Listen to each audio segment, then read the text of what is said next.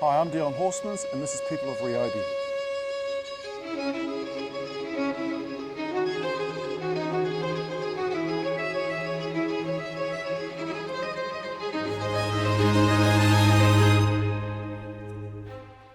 Well, I've known Dion for about 15 years. Wow. We both have a passion for F100 trucks, but here we are, my first time in the workshop.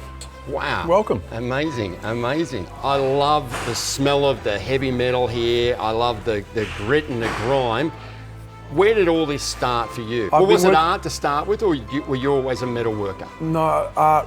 I drew. I've always held a pencil. I've always been drawing, and then I got a crash course in metal when I worked in film. Okay. The first film I worked on would have been, the first film I had to weld on was The Matrix. Okay. Making armatures for guns. Okay. We need guns, lots of guns, and you know, so it's, that was kind of a first soiree, if you like, into metal. And then I was like, okay, I had enough of that.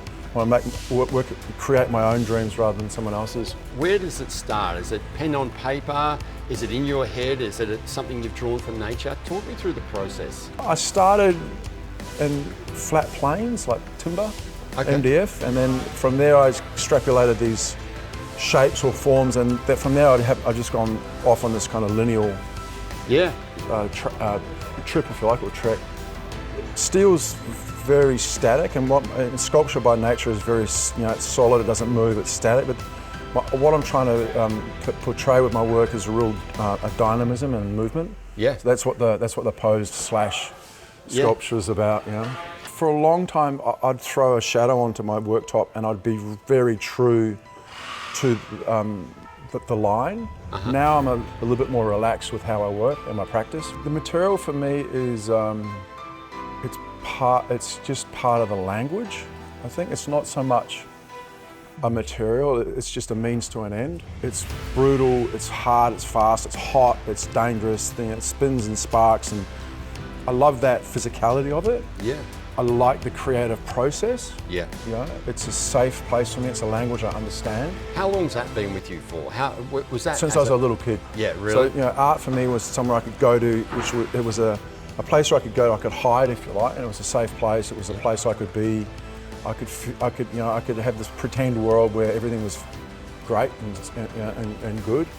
I can't imagine a life where I wasn't making.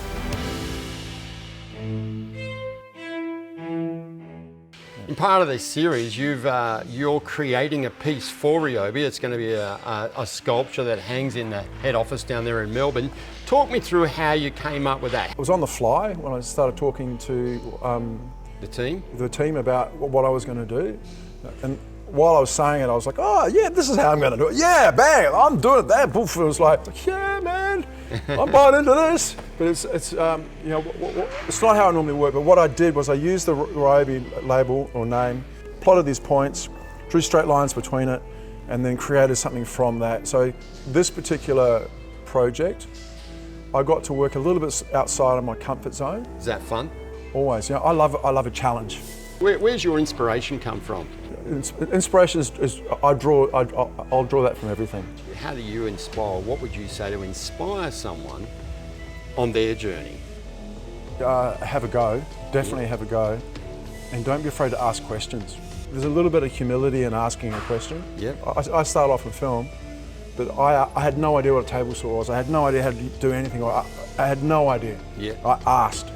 I listened, and then I had a go. I made mistakes, and I said, I made a mistake. They go, it's all right. This is how you do it. This is where you made the mistake. Yeah, and there's nothing wrong with mistakes. Mate, that's where the growth is. Yeah. Mistakes is where the growth is. Inspiration comes from work. Yeah. Yeah. You can be inspired by meeting someone, nature. Inspiration is I'll draw that from everything.